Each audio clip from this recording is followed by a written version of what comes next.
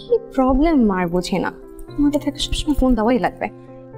Aunty phone দিচ্ছে, phone ধরছো না কেন? ব্যস্ত ছিলাম তো স্যার, কাজটা শেষ করে ফোন দিচ্ছি। কাজ করার সুযোগ সারা জীবন পাবে, মায়ের সেবা করার সুযোগ পাবে না। আন্টি ফোন করছিল অসুস্থ, বাসায় যেতে হবে।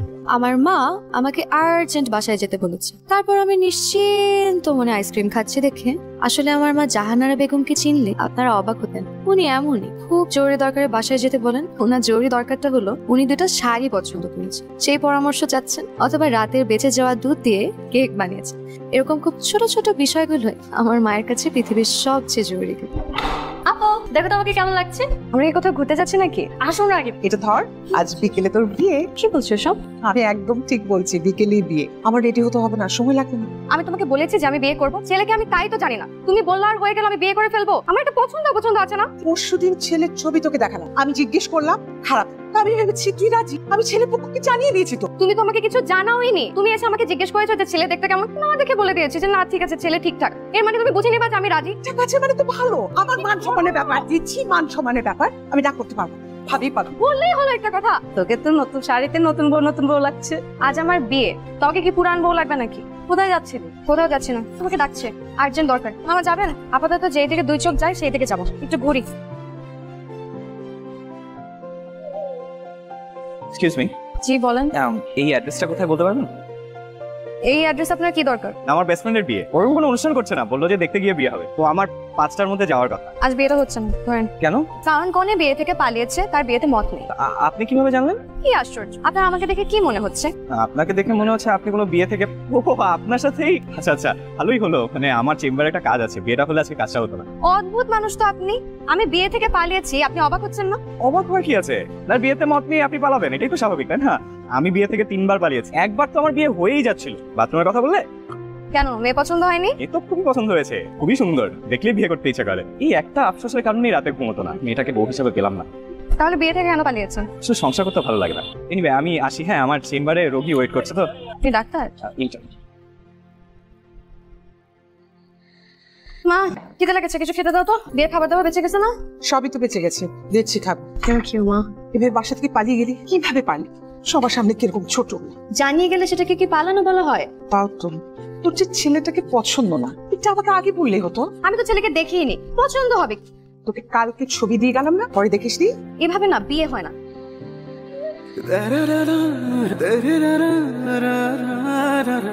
এই ছেলেটার সাথেই তো রাস্তায় আমরা পড়তাম, সেটা আমাদের মিথ্যা বলে। আসতে পারি? জি আসুন। বলুন কি সমস্যা আপনার? ঠিক কালকে আমার আপনার সাথে বিয়ে হওয়ার কথা ছিল, আপনি আমাকে মিথ্যা বলতেন কেন? আপনার সাথে কথা বলতে ইচ্ছে হচ্ছিল। আর আমি যে বিয়ে থেকে পালিয়েছি, আপনার আমার উপর রাগ হয়নি? আপনার বিয়ে করতে ইচ্ছে হচ্ছিল না, সাহস করে পালিয়ে গেছেন, এটাই তো ভালো। 3বার যে আপনি বিয়ে থেকে পালিয়েছেন, এটাও মিথ্যে কথা। জি, আপনি আমার লাইফে একমাত্র মেয়ে যার সাথে আমার বিয়ে করার কথা ছিল।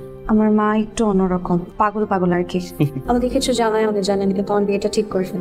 এই জন্য কি করবো, বিয়ে উঠতে না পেরে বিয়ে থেকে পালাচ্ছি। চেনেন না জানেন না, যাকে তাকে বিয়ে করা যায় নাকি? আচ্ছা আজকে আসছি। আবার আসবেন কিন্তু, মানে এমনি না, অসুস্থ হলে তবেই আসবে। আপনাকে ডিসকাউন্ট দেবো আমি। হাজার হোক এই হলেও হতে পারতেন আমার একমাত্র বিবাহিত বউ।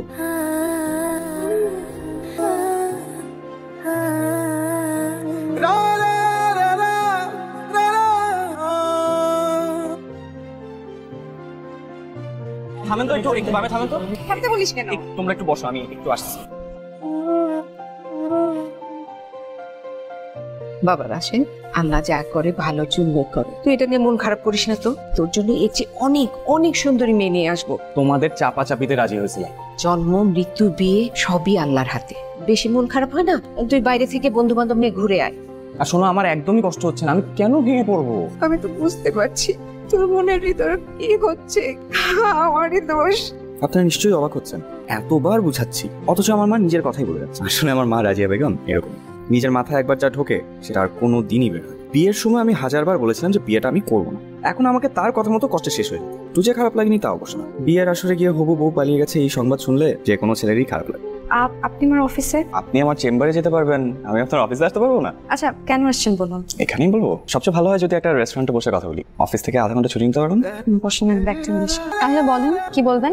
বিয়ে শাদী করার খুব একটা ইচ্ছে ছিল, তো মা জোরাজুরি করে তো একদিন কেমন লাগে। আপনি তো এমনিই দেখতে খুব সুন্দর, তাই ছবি দেখে খুব ভালো লেগেছে। হলো তো আর না, তাই আর বিয়ের কথা ভাবছি। বিয়ের কথা ভাবছেন না, করবেন না? করবো না কেন, অবশ্যই করবো। মেয়ে হয়ে জন্মেছি, মা হতে হবে না? তাছাড়া আমার মা হওয়ার খুব ইচ্ছে, একটা ছেলে বাবুর খুব শখ। কেন মেয়ের মা হলে কত কি? কোনো সমস্যা নেই, আমি আমার মাকে যে পরিমাণ জ্বালিয়েছি, আমার যদি একটা মেয়ে হয় আমাকেও সে পরিমাণ জ্বালাবে। ছেলে বাবু হবে, এটাই ভালো। কিরকম ছেলে পছন্দ আপনার? আহামরি না, ভালো অনেস্ট হলেই হয়।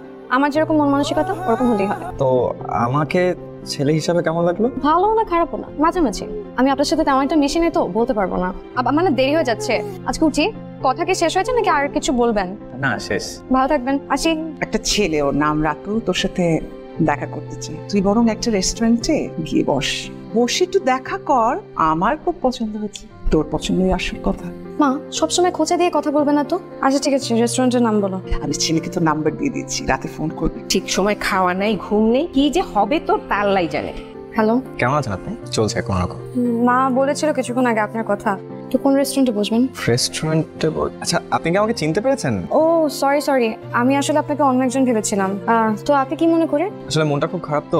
কেন, কি হয়েছে? 4.5 বছরের ডাক্তারি জীবনে প্রথম চোখের সামনে রোগীকে মারা যেতে দেখি। কি আর করার, জন্ম মৃত্যু তো আর আমাদের হাতে নেই।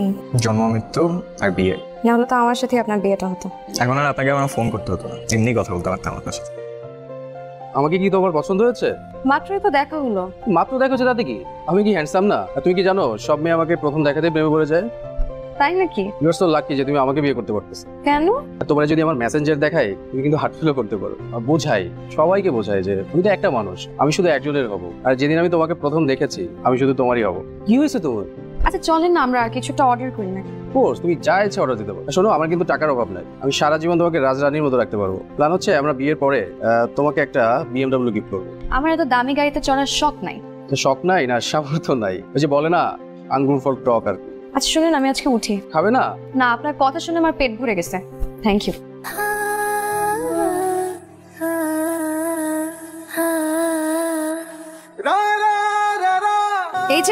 এই যে আপনি বৃষ্টিতে ভিজছেন কেন? জ্বর আসবে না? সমস্যা নাই, ওষুধ খেয়ে নিবো। রিকশায় ওঠেন। ইজা তো ভেজা তো কি হয়েছে, আসুন। আপনিও একটা ওষুধ খেয়ে নিন, প্রেসক্রিপশন লিখে দিব। ওকে ডাক্তার সাহেব।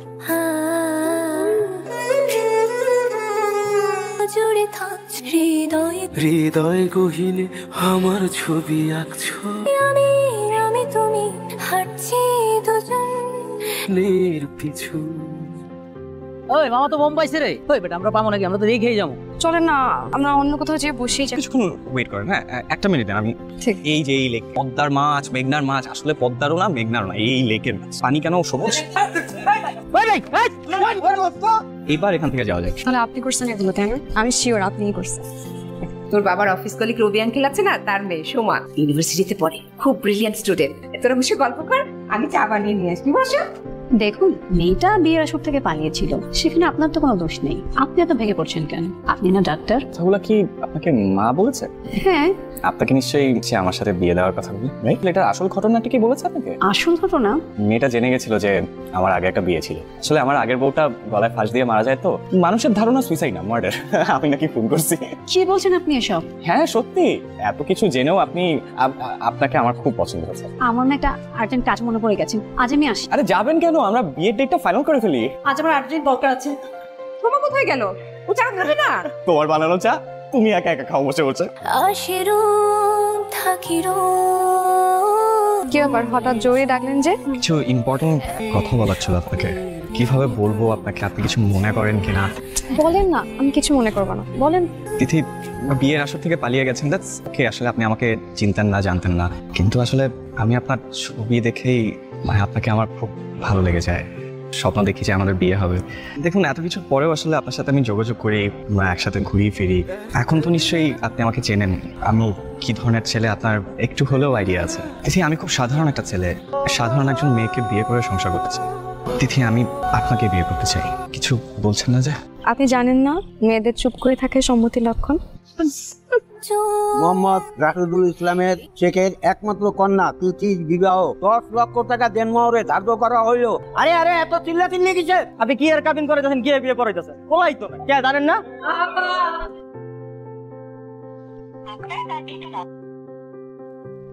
আসছেন কে? না ভাই এমনি। কি হয়েছে কন্যা? বিয়ে বাড়িতে পলাইছেন না? এবার নিয়ে আর পাগড়ি পইরা গেছিলাম বিসিএস পরীক্ষা দিতে, পারি না গেছে, পরে চলে আসছি। কি ব্যবহার করতেছেন বলবো? মেয়েদের একটা অদ্ভুত গুণ আছে জানেন, তারা কষ্ট পেলে চোখের পানির মতো ঝেড়ে ফেলতে পারে, ছেলেরা সেটা পারে না। আপনি জানেন মা আমাকে যখন আপনার ছবি প্রথম দেখায় আমি কি ভেবেছিলাম মেয়েটার চোখে এত মায়া কেন, মেয়েটা এত নোট কেন। বিশ্বাস করেন আপনার ছবি দেখে আপনার প্রেমে পড়ে আমি আবুডুবু খাচ্ছি। যেদিন জানতে পারি যে আপনার সাথে প্রথম দেখাতে আমাদের বিয়ে হবে, আমার এক্সাইটমেন্ট আমি নিজেই ধরে রাখতে পারছি। আর বিয়ে করতে গিয়ে যখন জানতে পারলাম যে আপনি বিয়ে ছেড়ে পালাচ্ছেন, তখন ঠিক এইরকম কষ্টই পেয়েছিলাম আমি। প্রতিশোধ নিলেন, পালালেন কেন? শুনেছি বিয়ের পরে স্বামী স্ত্রীরা সুখ কষ্ট সব সমানভাবে শেয়ার করে। আজ কষ্টটা শেয়ার করবেন? কি বাচ্চা, এভাবে কেউ দুঃখ শেয়ার করে? বিয়ের পর কষ্ট পেলে আমিও এইভাবে দুঃখ শেয়ার করবো। অবশ্যই করবেন। আমি এইভাবে দুঃখ শেয়ার করবো না, কারণ আমি আপনাকে দুঃখ দিতে চাই না। এখন বিয়ে কিভাবে হবে? কাজে তো চলে গেছে। কাজী অফিসে কাজী সাহেব সহ আমার বন্ধুরা অপেক্ষা করছে আমাদের জন্য।